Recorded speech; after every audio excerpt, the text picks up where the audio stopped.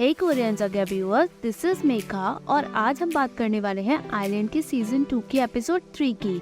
So let's get started. यहाँ गंगतान evil energy के साथ टाउन में घूमता है। सामने एक छोटी बच्ची दिखाई जाती है। गंगतान गिर जाता है। जैसे ही उसे होश आता है उसे बच्ची दिखती है। वो जैसे ही उसे मारने जाता है बच्ची उसे देख के फिर से सो जाती है। गंगतान अपने पैरों पे लड़की के कपड़ों को देखता है। तभी उस लड़की का फादर आता है। वो उसे जबरदस्ती खींच के ले जाता है। जैसे ही वो घर पहुंचती है उसे अपनी मदर मरी हुई दिखती है। फादर बच्ची को मारता है और उसे गालियां भी देता है। तभी बच्ची को चाकू दिखता है। जैसे ही वो उस चाकू को उठाती है फादर हंसते हुए कहता है, तुम मारोगी मुझे? मारना, मारती क्यों नहीं? तभी गंगतान लड़की का हाथ पकड़ के फादर को मार देता है। गंगतान कहता है, तुम्हें इसे मार के रिग्रेट हो रहा है? लड़की मना करती है। गंगतान चाकू निकाल देता है। फादर गिर जाता है। लड़की अपनी मदर के पास जाकर उसके लिए रोती है। बच्ची गंगतान का पीछा करती है। गंगतान उसे चाकू दिखाता है फिर चलता है। बच्ची उसे फॉलो करती है। गंगतान पूछता है, तुम्हारा नाम क्या है? लड़की अपना नाम यमजी बताती है। यहाँ बेगजू को वॉन्जोंग के फ्लैशबैक्स याद आती है, जिसमें बेगजू पूछती है, तुम जोंगरयोंग से मिलने गई थी क्या? तो क्या तुम्हें तुम्हारे सारे सवालों के जवाब मिले? जोंगरयोंग भी अंदर से उन बच्चों के लिए दर्द में होगा जरूर। तेजांग बुद्धिज्म का एक ही मिशन है, बैरियर बनाना और इस लैंड को प्रोटेक्ट करना। उसने इस काम के लिए गलत रास्ता चुना है, इसलिए तुम उसे ज्यादा ब्लेम मत करो। वॉन्जोंग कहती है, मुझे उनके लिए सॉरी फील होता है। बेगजू कहती है, ये उनकी किस्मत है। वॉन्जोंग कहती है, वो ऐसी किस्मत नहीं चाहती है। बेगजू कहती है, उन्हें बंदा देख के तुम्हें अपनी सिचुएशन भी उन जैसी लगती है। वॉन्जोंग इधर आओ। वो बेगजू की गले लगकर रोती है। बेगजू कहती है, मेरी गुड़िया, अगर तुम एक नॉर्मल लड़की की तरह पैदा हुई होती तो तुम्हें बैरियर बनाने के लिए मेहनत करने की कोई जरूरत नहीं होती। बट यही किस्मत है तुम्हारी जिसे तुम्हें पूरा करना है। वॉन्जोंग कहती है, मैं नहीं जानती कि मेरे पास क्या वाकई में पावर है ताकि मैं बैरियर बना सकूं। अगर पावर है तो मैं उसे जगाऊं कैसे? कभी कभी मैं विश करती हूँ कि मैं अपनी किस्मत ही भूल जाऊँ। बेगजू कहती है, अगर मैं तुम्हारी जगह होती तो शायद मैं भी यही चाहती। यहाँ वॉन्जोंग और मिहो बैरियर बनाने की कोशिश करती है। दोनों के प्रैक्टिस के साइमल्टेनियसली फ्लैशबैक दिखाए जाते हैं। यहाँ वान और मिहो को इविल एनर्जी का एहसास होता है। बेगजू कहती है, एक मिनट, मिहो को कुछ अजीब लगता है। बेगजू कहती है, एनर्जी। यमजी कहती है, क्या हुआ? जियोवानी और वान दोनों मिहो के लिए भागते हैं। यहाँ गंगतान इविल एनर्जी के साथ मिहो की तरफ बढ़ता है। मिहो को कुछ अजीब सा लगता है। वो एकदम से अपनी एनर्जी रिलीज कर देती है। गंगतान को वही फ्लैशबैक्स याद आते हैं जब उसने वॉन्जोंग की एनर्जी देखी थी। गंगतान गुस्से में कुछ नहीं कर पाता। वो मिहो की एनर्जी देख के वापस मुंह बनाकर चला जाता है। मिहो को दर्द होता है। वान मिहो के पास पहुंचता है। गंगतान मिहो की एनर्जी से इफेक्ट होता है। जियोवानी गंगतान को ढूंढने के लिए निकलता है। तभी वो वहाँ खड़ा होता है जहाँ गंगतान प्रोटेक्टिव शील्ड के अंदर खड़ा होता है। जियोवानी को एहसास होता है बट उसे वहाँ कोई भी नहीं दिखता। वान यहाँ इविल एनर्जी को ढूंढता है। जियोवानी भी वहाँ पहुँचता है। मिहो अपनी सेंट की एनर्जी में होती है। वान मिहो की तरफ बढ़ता है बट जियोवानी उसे रोक देता है। बट वान फिर भी मिहो की तरफ बढ़ता है। मिहो एक प्रोटेक्टिव बैरियर में होती है। वान अंदर जा नहीं पाता।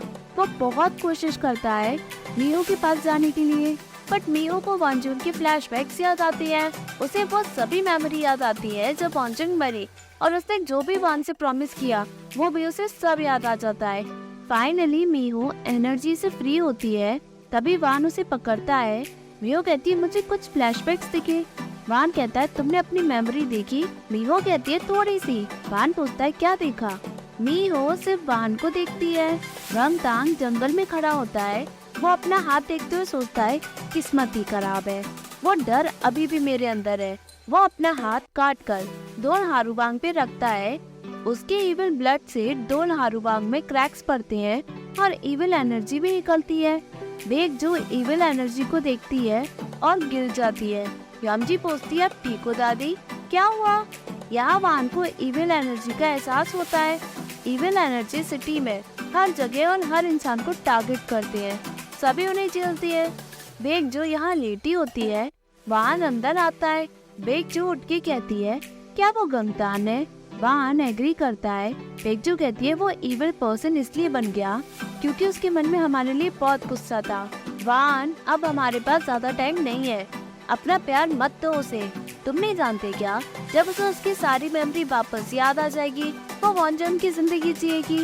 वान कुछ भी नहीं कह पाता।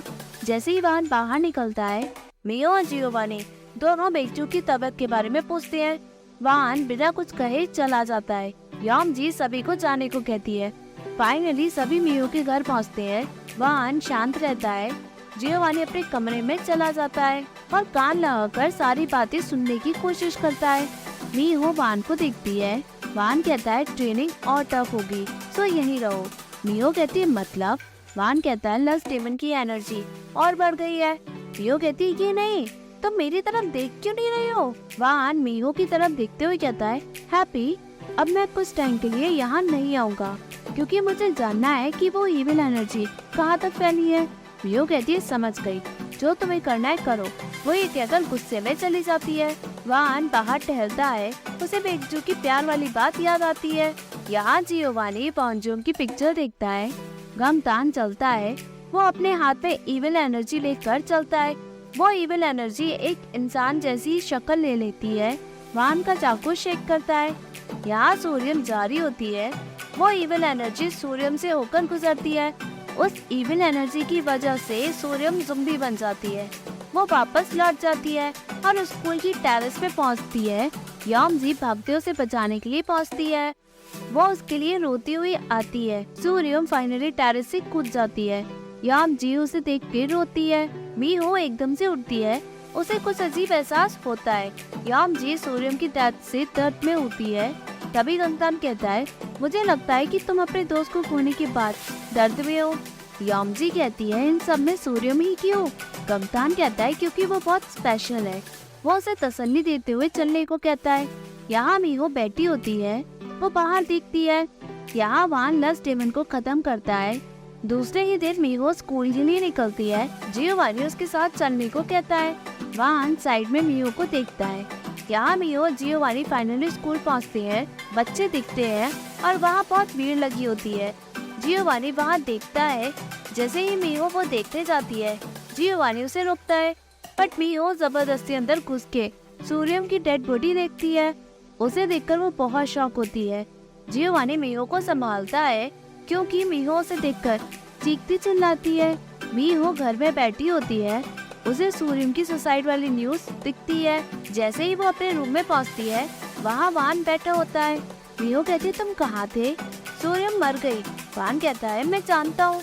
मीहो कहती है, वो ठीक हो गई थी। वो फाइनली हंसना सीख ही रही थी, पर देखो तो सारी गलती मेरी है। वो रो जाती है। मेरा दिमाग खराब हो रहा है क्योंकि मैं इन सब में कुछ भी नहीं कर पा रही हूँ। ऐसी सिचुएशन के बाद अब मैं किसी को खोना भी नहीं चाहती, इसलिए मैंने ये सब स्टार्ट कर दिया। मेरी पान जग क्यों नहीं रही है? हाँ, उस छोटी लड़की को ही क्यों मारना था? मैं साथ छोड़ना चाहती हूँ। वान खड़ा होकर कहता है, अगर तुम्हारे लिए ये सब इतना डिफिकल्ट है, चली जाओ। वान के हाथों से ब्लड निकलता है। मीहो उसे रोकते हुए कहती है, अगर मैं चली गई तो तुम्हारा क्या? वान स्माइल करके कहता है, तुम भूल गए क्या मैं कौन हूँ? मैं लस्ट डेमन हूँ, जो लस्ट डेमन को मारता है। तुम मेरे लिए कुछ भी नहीं कर सकती। वो अपना हाथ छुटाकर चला जाता है। मीहो वहाँ खड़ी होकर रोती है। यहाँ सभी बच्चे उस इविल एनर्जी से ज़ुम्बी बन जाते हैं, जैसे सूर्यम बन गई थी। सभी अपने होश खोने लगते हैं। यामजी जैसे ही मुड़ती है, उसे सूर्यम दिखाई देती है। वो उसे देखकर रो जाती है और वहाँ से चली जाती है। मीहो जाती है। जियोवानी उसे रोकते पूछता है, कहाँ जा रही हो? मीहो कहती है, सूर्यम सुसाइड कर ही नहीं सकती, इसलिए मैं स्कूल जाकर सीसीटीवी चेक करके प्रूव करूंगी कि उसने सुसाइड नहीं किया। जियोवानी उसे रोकते हुए कहता है, वहाँ अभी डेंजरस है। मीहो कहती है, जब भी मैं डर के भागी हूँ लोग मरे ही है, अब मैं ऐसा नहीं चाहती। मीहो फाइनली स्कूल के लिए निकल जाती है। चांग आकर पूछता है, क्या हुआ? जियोवानी सारी सिचुएशन बताता है और स्कूल चलने को कहता है। फाइनली मीहो स्कूल पहुंचती है। उसे कुछ अंदेशा होता है। मीहो स्कूल में चलती है, तभी इविल एनर्जी उसके अंदर से गुजरती है। मीहो चलती है। उसे सिक्योरिटी कांग सूजिन का बॉयफ्रेंड दिखते हैं। वो दोनों मीहो को उनकी मौत का जिम्मेदार ठहराते हैं। यहाँ यामजी कहती है, गोसन से कंगतान कहता है गो सनसेई, वो है जो लोगों की गलतियाँ उन्हें याद दिलाता है। यहाँ मीहो गो सनसेई की इविल एनर्जी में होती है, उसे सूर्यम सुसाइड करते हुए देखती है। कंगतान कहता है अगर तुम उस एनर्जी में फंस गए तो तुम इतना स्ट्रगल करोगे जैसे तुम जन्नों में जी रहे हो, और एंड में तुम खुद को ही खत्म कर लोगे। यामजी कहती है कैसे पॉसिबल है। कंगतान कहता है देखो तो गुन सनसेई करता क्या है। यहाँ मीहो टेरेस पे होती है, जांग और जियोवानी मीहो को पकड़ते हैं। यामजी कहती है क्या हम इस बार मिस वॉन को मार देंगे। यहाँ मीहो रोकर कहती है सारी गलती मेरी है, सब मेरी वजह से ही मरे हैं। वो रो जाती है। जांग और जियोवानी उसे संभालती हैं और उसे घर ले जा रहे होते हैं। तभी उन्हें बच्चों की आवाज आती है। बच्चे ज़ुम्बी बनकर अपने आप को खत्म करने की कोशिश करते हैं। जियोवानी उन सभी बच्चों को बचाने की कोशिश करता है, बट सभी बच्चे गो सनसेई की इविल एनर्जी में होते हैं। जियोवानी को स्पीकर दिखता है, वो बाहर निकलता है और जांग से कहता है फादर मुझे आपकी जरूरत है। यहाँ बच्चे सुसाइड के लिए पढ़ते हैं। जांग और जियोवानी ब्रॉडकास्टिंग रूम में पहुँचते हैं और जांग गॉड की स्टेटमेंट पढ़ना स्टार्ट करता है। मीहो वही बेहोश होती है। जांग जैसे ही स्टेटमेंट और प्रेयर पढ़ता है बच्चे पागल हो जाते हैं। वो बाहर निकलते हैं, उन्हें बहुत अनकंफर्टेबल फील होता है। जियोवानी बच्चों को प्लेग्राउंड की तरफ पढ़ते हुए देखता है। तभी वहाँ वान आकर कहता है ये लस्ट डीमन से बहुत अलग है। वान उसे अपने साथ चलने को कहता है। वान पाइपलाइन जियोवानी को देते हुए कहता है तुम एग्जॉस्ट हो तो ज्यादा मत सोचो। वो फाइनली पाइपलाइन को पकड़ के गॉड को याद करके होली वाटर स्टार्ट करता है। बच्चे उस होली वाटर से भागते हैं।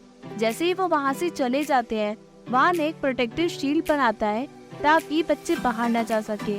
जियोवानी अपनी प्रेयर पढ़ता है और तभी सभी बच्चे नॉर्मल हो जाते हैं। यहाँ कंगतान सब देखकर चला जाता है, उसका पूरा प्लान फेल हो जाता है। यहाँ यामजी पूछती है अंकल आपको इतना टाइम क्यों लग गया, क्या हुआ, प्लान सक्सेसफुल हुआ, कुछ कहते क्यों नहीं है। कंगतान बैठ के कहता है तुम्हारी वजह से हमने उसे फंसा दिया।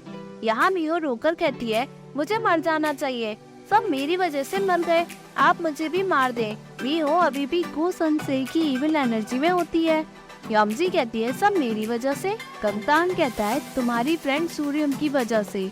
मीहो सबसे ज्यादा सिर्फ उसी की परवाह करती थी। यामजी कहती है अब आप सब कुछ अपने हिसाब से करो, उल्टे सीधे रास्ते अपनाने से तो बेहतर है आप उसे डायरेक्ट क्यों नहीं मार देते।